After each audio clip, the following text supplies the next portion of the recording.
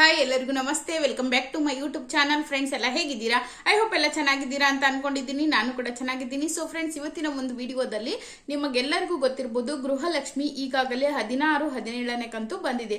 So ಎಷ್ಟೋ ಜನರಿಗೆ 17ನೇ ಕಂತು ಬಂದಿಲ್ಲ. ಸೊ ಯಾಕೆ ಬಂದಿಲ್ಲ ಅನ್ನೋ ರೀಸನ್ ಹೇಳ್ತೀನಿ. ಸೊ ಅದಾದ್ಮೇಲೆ 18ನೇ ಕಂತಿನಲ್ಲಿ ಒಂದು ಭರ್ಜರಿ ಗುಡ್ ನ್ಯೂಸ್ ಇದೆ. ಹಾಗೆ ಈಗ 2 ಕಂತುಗಳ ಅಮೌಂಟ್ ಅನ್ನ ಒಟ್ಟಿಗೆ 4,000 ಜಮಾ ಮಾಡ್ತಾ ಇದ್ದಾರೆ. ಸೊ ಹಾಗಾದ್ರೆ ಯಾರಿಗೆಲ್ಲ ಬರುತ್ತೆ ಅಂತ ನೋಡೋಣ. ಹಾಗೆ ಯುಗಾದಿ ಹಬ್ಬಕ್ಕೆ ಒಂದು ಭರ್ಜರಿ ಗುಡ್ ನ್ಯೂಸ್ ಇದೆ. ಅಂದ್ರೆ 2,000 ಇರುವಂತಹ ಗೃಹಲಕ್ಷ್ಮಿ ಅಮೌಂಟ್ ಅನ್ನ 4,000 ರೂಪಾಯಿಗೆ ಏರಿಕೆ ಮಾಡ್ತಾ ಇದ್ದಾರೆ. ಸೊ ಹಾಗಾದ್ರೆ ಯಾವಾಗಿನಿಂದ ಏರಿಕೆ ಮಾಡ್ತಾರೆ, ನಿಮ್ಗೆಲ್ಲ ಯಾವಾಗ ಸಿಗುತ್ತೆ ಅನ್ನೋದ್ರ ಬಗ್ಗೆ ಸಂಪೂರ್ಣವಾಗಿ ಈ ಒಂದು ವಿಡಿಯೋದಲ್ಲಿ ನೋಡೋಣ. ಓಕೆನಾ? ಸೊ ಹಾಗೆ ನಿಮ್ಗೂ ಕೂಡ ಗೃಹಲಕ್ಷ್ಮಿ ಅಮೌಂಟ್ ಎಷ್ಟನೇ ಕಂತು ಬಂದಿದೆ ಅಂತ ತಪ್ಪದೆ ಕಾಮೆಂಟ್ ಮಾಡಿ. ಬಂದಿದ್ರೆ ಬಂದಿದೆ ಅಂತ ಕಾಮೆಂಟ್ ಮಾಡಿ, ಬಂದಿಲ್ಲ ಅಂದ್ರೆ ಬಂದಿಲ್ಲ ಅಂತ ಕಾಮೆಂಟ್ ಮಾಡಿ. ಹಾಗೆ ಎಷ್ಟನೇ ಕಂತು ಬಂದಿದೆ, ನಿಮ್ಮ ಊರು ಯಾವುದು ಅಂತ ತಪ್ಪದೆ ಕಾಮೆಂಟ್ ಮಾಡಿ. ನೋಡೋರಿಗೆ ಬೇರೆಯವ್ರಿಗೆ ಗೊತ್ತಾಗುತ್ತೆ. ಓಕೆನಾ? ಸೊ ಮೊದಲನೇದಾಗಿ ಯಾರಿನ ಚಾನಲ್ ಸಬ್ಸ್ಕ್ರೈಬ್ ಮಾಡ್ಕೊಳ್ಳಿ. ವಿಡಿಯೋ ಇಷ್ಟ ಆದ್ರೆ ಲೈಕ್ ಮಾಡಿ. ಹಾಗೆ ನಿಮ್ಮ ಫ್ರೆಂಡ್ಸ್ ಫ್ಯಾಮಿಲಿ ಎಲ್ಲರಿಗೂ ಕೂಡ ಶೇರ್ ಮಾಡಿ. ಸೊ ನಿಮ್ಗೆಲ್ಲರಿಗೂ ಗೊತ್ತಿರಬಹುದು, ಈಗಾಗಲೇ ಎಷ್ಟೋ ದಿನಗಳ ಬಳಿಕ ಈಗ ಮತ್ತೆ ಗೃಹಲಕ್ಷ್ಮಿ ಅಮೌಂಟ್ ಅನ್ನ ಹಾಕ್ತಾ ಇದ್ದಾರೆ. ಸೊ ಅದೇ ರೀತಿ 16, 17 ಒಂದೇ ತಿಂಗಳಲ್ಲಿ 2 ಕಂತುಗಳನ್ನ ಒಟ್ಟಿಗೆ ಜಮಾ ಮಾಡಿದ್ದಾರೆ. ಸೊ ನಿಮ್ಗೆಲ್ಲರಿಗೂ ಈಗಾಗಲೇ ಬಂದಿದೆ ಅಂತ ಅನ್ಕೊಂಡಿದ್ದೀನಿ. ಸೊ ಎಷ್ಟು ಜನರಿಗೆ ಬಂದಿದೆ ಅಂತ ನಿಮ್ಗೆ ಕಮೆಂಟ್ ಮಾಡಿ. ಸೊ ಗೊತ್ತಾಗುತ್ತೆ ಬೇರೆಯವ್ರಿಗೆ ನೋಡೋರ್ಗೆ. ಓಕೆನಾ? ಸೊ ಯಾಕೆ ಪದೇ ಪದೇ ಹೇಳ್ತೀನಿ ಅಂದ್ರೆ, ಎಷ್ಟೋ ಜನರು ವಿಡಿಯೋ ನೋಡೋರ್ಗೆ ಅಮೌಂಟ್ ಬಂದೇ ಇರೋಲ್ಲ. ಸೊ ಹಾಗಾಗಿ ಹೇಳ್ತಾ ಇದ್ದೀನಿ, ನೀವು ಕೂಡ ಅದೇ ಊರಲ್ಲಿ ಇದ್ರೆ ಸೊ ನಿಮ್ಗೂ ಕೂಡ ಬರುತ್ತೆ. ಓಕೆನಾ? ಸೊ ಈಗ ಮೊದಲನೇದಾಗಿ ನಿಮ್ಗೆ ಭರ್ಜರಿ ಗುಡ್ ನ್ಯೂಸ್ ಏನಪ್ಪಾ 18ನೇ ಕಂತಿನಲ್ಲಿ ಅಂದ್ರೆ, ಇದೇ ಮಾರ್ಚ್ 31ರೊಳಗಾಗಿ ನಿಮಗೆ 18ನೇ ಕಂತು ಕೂಡ ನಾವು ಜಮಾ ಮಾಡ್ತೀವಿ ಅಂತ ಹೇಳಿದ್ದಾರೆ. ಓಕೆನಾ?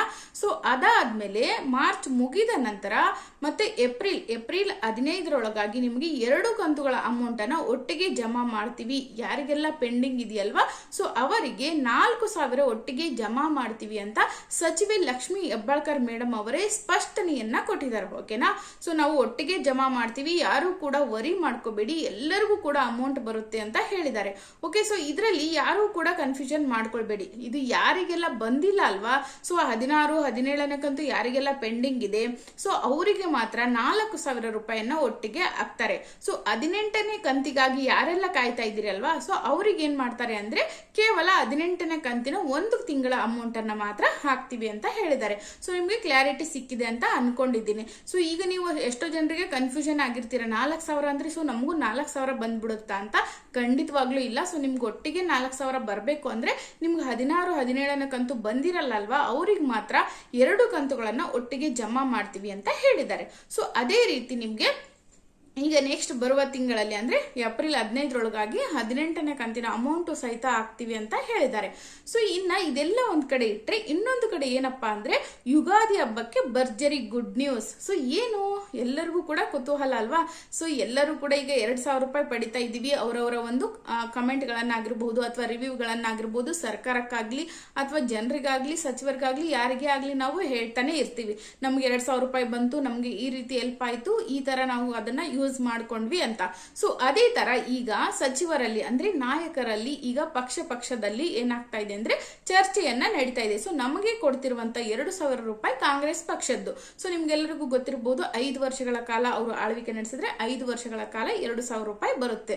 ಸೊ ಅದೇ ರೀತಿ ಈಗ ಅಲ್ಲಿ ಏನ್ ಚರ್ಚೆ ನಡೀತಾ ಇದೆ ಅಂದ್ರೆ, ಸೊ ಎಲ್ಲಾ ಮಹಿಳೆಯರಿಗೂ ಕೂಡ ಈ 2,000 ರೂಪಾಯಿ ಯೂಸ್ ಆಗ್ತಾ ಇದೆಯಾ ಇಲ್ವಾ ಅಂತ ದಯವಿಟ್ಟು ಕಮೆಂಟ್ ಮಾಡಿ.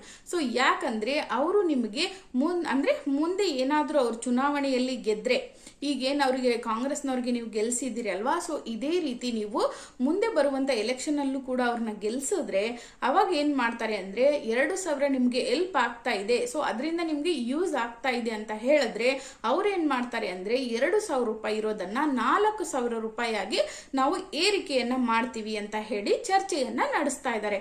ಹಾಗಾಗಿ ನಿಮ್ಮ ಒಂದು ಕಮೆಂಟ್ಗಳು ತುಂಬಾ ಇಂಪಾರ್ಟೆಂಟ್ ಆಗುತ್ತೆ. ಸೊ ಯಾರಿಗೆಲ್ಲ ಏರಿಕೆ ಮಾಡಬೇಕು ಅಂತ ತಪ್ಪದೇ ಕಾಮೆಂಟ್ ಮಾಡಿ. ಓಕೆನಾ? ಸೊ ಹಾಗೇನೆ ಈ ಒಂದು ಕಾಂಗ್ರೆಸ್ ಪಕ್ಷದಲ್ಲಿ ಚರ್ಚೆಯನ್ನ ನಡೆಸ್ತಾ ಇರೋದಷ್ಟೇ, ಇನ್ನು ಕೂಡ ಜಾರಿಗೆ ಬಂದಿಲ್ಲ.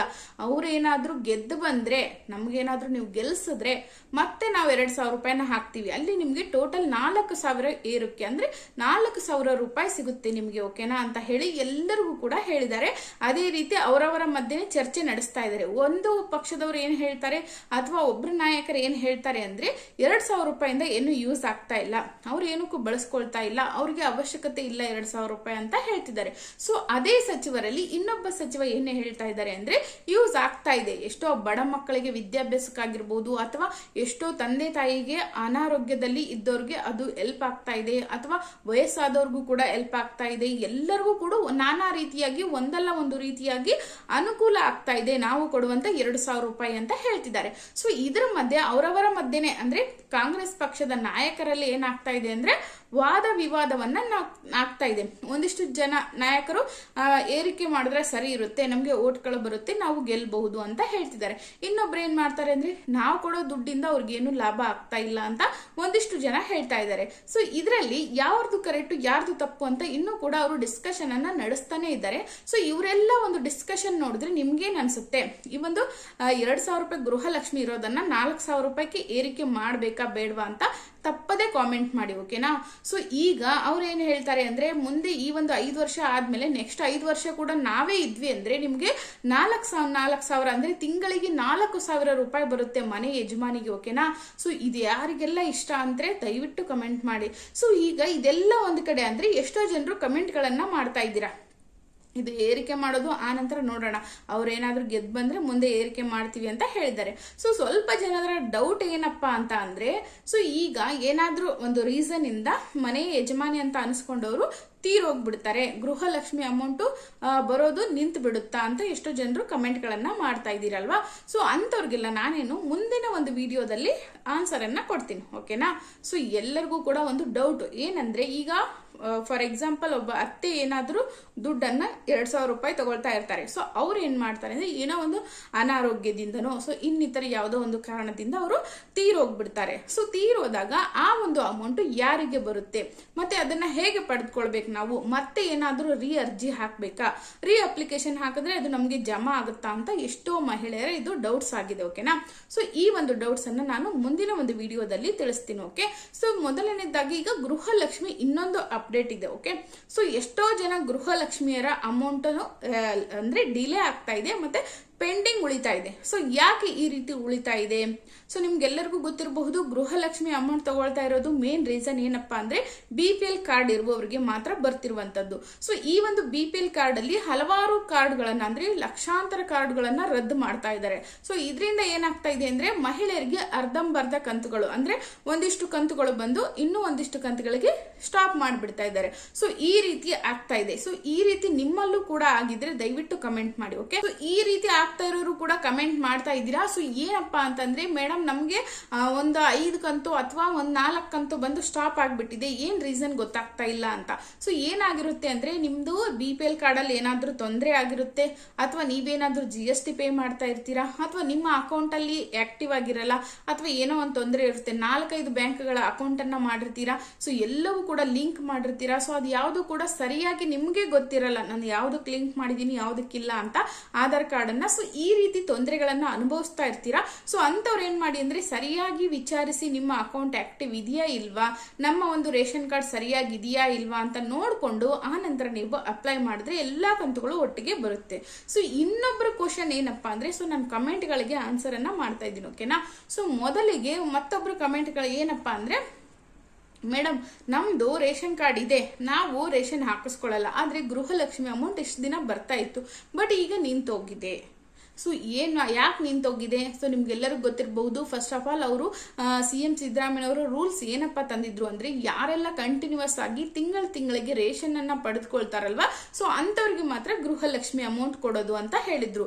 ಸೊ ಫಸ್ಟ್ ಎಲ್ಲರೂ ಕೂಡ ಅಪ್ಲೈ ಮಾಡ್ಬಿಟ್ರು. ಸೊ ಅವ್ರು ಏನ್ ಮಾಡಿದ್ರು, ಕನ್ಫ್ಯೂಷನ್ ಆಗಿ ಎಲ್ಲರಿಗೂ ಕೂಡ ಅಮೌಂಟ್ ಅನ್ನ ಹಾಕಿದ್ರು. ಸೊ ಅದನ್ನ ಈಗ ಅವ್ರು ಏನ್ ಮಾಡ್ತಾ ಇದ್ದಾರೆ ಅಂದ್ರೆ ಡೇ ಬೈ ಡೇ ಏನ್ ಮಾಡ್ತಾ ಇದ್ದಾರೆ, ಚೆಕ್ ಮಾಡೋದು, ಮಾಹಿತಿಗಳನ್ನ ಸಂಗ್ರಹ ಮಾಡೋದು, ಯಾರು ಕರೆಕ್ಟ್ ಆಗಿ ರೇಷನ್ ಹಾಕ್ಸ್ಕೊಳ್ತಾ ಇದ್ದಾರಾ ಇಲ್ವಾ, ಇವ್ರದ್ದು ಕರೆಕ್ಟ್ ಆಗಿ ತಿಂಗಳಿಗೆ ರೇಷನ್ ಹೋಗ್ತಾ ಇದೆಯಾ ಇಲ್ವಾ, ಇವರು ಸೈನ್ ಮಾಡ್ತಾ ಇದಾರಾ ಇಲ್ವಾ, ಇವ್ರದ್ದೆಲ್ಲ ಡಾಕ್ಯುಮೆಂಟ್ಸ್ ಕರೆಕ್ಟ್ ಆಗಿ ಇದೆಯಾ ಇಲ್ವಾ. ಸೊ ಇದನ್ನೆಲ್ಲ ಚೆಕ್ ಮಾಡ್ತಾ ಬಂದಾಗ ಯಾರ್ದೆಲ್ಲ ಕರೆಕ್ಟ್ ಆಗಿ ಇರಲ್ಲ ಅಲ್ವಾ, ಸೊ ಅಂತವ್ರದ್ದು ಏನ್ ಮಾಡ್ತಾರೆ ಅಂದ್ರೆ ಅವರು ಸ್ಟಾಪ್ ಮಾಡ್ತಾ ಇದ್ದಾರೆ. ಸೊ ಏನು ಮೇನ್ ರೀಸನ್ ಅಂದ್ರೆ, ನೀವು ತಿಂಗಳಿಗೆ ರೇಷನ್ ಅನ್ನ ಹಾಕಿಸ್ಕೊಳ್ತಾ ಇರಲ್ಲ. ಯಾಕಪ್ಪ ಅಂದ್ರೆ, ಸೊ ಅಲ್ಲಿ ಬರುವಂತ ಅಕ್ಕಿ ನಿಮ್ಗೆ ತಿನ್ನೋಕಾಗಲ್ಲ, ಅಥವಾ ಏನೋ ಒಂದು ರೀಸನ್ಗೆ ನೀವು ಆ ಒಂದು ರೇಷನ್ ಅನ್ನ ಹಾಕಿಸ್ಕೊಳ್ತಾ ಇರಲ್ಲ. ಸೊ ಅದರಿಂದ ಏನಾಗಿರುತ್ತೆ ಅಂದ್ರೆ ನಿಮ್ದು ಪೆಂಡಿಂಗ್ ಅಲ್ಲೇ ಉಳಿದಿರುತ್ತೆ, ಅಥವಾ ನಿಮ್ದು ಕಟ್ ಮಾಡಿರ್ತಾರೆ. ಯಾರೆಲ್ಲ ತಿಂಗಳಿಗೆ ಸರಿಯಾಗಿ ರೇಷನ್ ಅನ್ನ ತೆಗೆದುಕೊಳ್ತಿರಲ್ವಾ, ಸೊ ಅಂತವ್ರದ್ದು ಮಾತ್ರ ತಿಂಗಳಿಗೆ ಅಮೌಂಟ್ ಕರೆಕ್ಟ್ ಆಗಿ ಜಮಾ ಆಗ್ತಾ ಇದೆ. ಸೊ ನೀವು ನೋಡಬಹುದು ಈ ರೀತಿಯಾಗಿ ಯಾರ್ದೆಲ್ಲ ತೊಂದರೆ ಇರುತ್ತಲ್ವಾ, ಅವ್ರು ಏನ್ ಮಾಡ್ರಿ, ನಿಮ್ಮ ಹತ್ತಿರದ ರೇಷನ್ ಅಂಗಡಿ, ನಿಮ್ಮ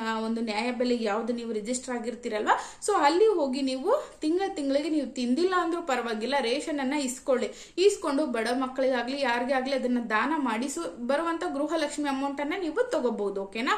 ಸೊ ಈ ರೀತಿ ಮಾಡಿ ನಿಮ್ಗೆ ಅಮೌಂಟ್ ಬಂದೇ ಬರುತ್ತೆ. ಅಥವಾ ನೀವೇನ್ ಮಾಡಿ ಅಂದ್ರೆ, ನಮ್ಗೆ ರೇಷನ್ನೇ ಬೇಡ ಅಂತ ಅನ್ನೋದಿದ್ರೆ ಹೋಗಿ ನೀವಲ್ಲಿ ಹೇಳ್ಬೋದು, ನಮ್ದು ಈ ರೀತಿ ರೇಷನ್ ತಗೊಳ್ತಾ ಇಲ್ಲ, ಅಮೌಂಟ್ ಬರುತ್ತಾ ಇಲ್ಲ ಅಂತ ಕೇಳಿದ್ರೆ ಅವರು ಬರಲ್ಲ ಅಂತಾನೆ ಹೇಳೋದು. ಯಾಕಂದ್ರೆ ಅದು ರೂಲ್ಸ್ ಇರೋದೇ ಹಾಗೆ, ನೀವು ತಗೊಳ್ಳೇಬೇಕು. ಹಾಗಾಗಿ ಇಲ್ಲಿ ಬೇರೆ ಯಾವುದೇ ಆಪ್ಷನ್ ಇಲ್ಲ, ನೀವು ತಗೊಳ್ಳಿ.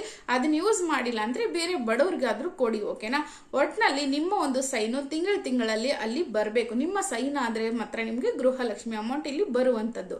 ಸೊ ಇನ್ನು ಎಷ್ಟೋ ಜನರಿಗೆ ಗೃಹಲಕ್ಷ್ಮಿ ಅಮೌಂಟ್ ಯಾವ ರೀತಿ ನಾವು ತೆಗೆದುಕೊಳ್ಳೋದು ಮತ್ತೆ ಯಾವ ರೀತಿ ಡಿಬಿಟಿ ಚೆಕ್ ಮಾಡೋದು ಅನ್ನೋದು ಇನ್ನೂ ಕೂಡ ಗೊತ್ತಾಗ್ತಾ ಇಲ್ಲ.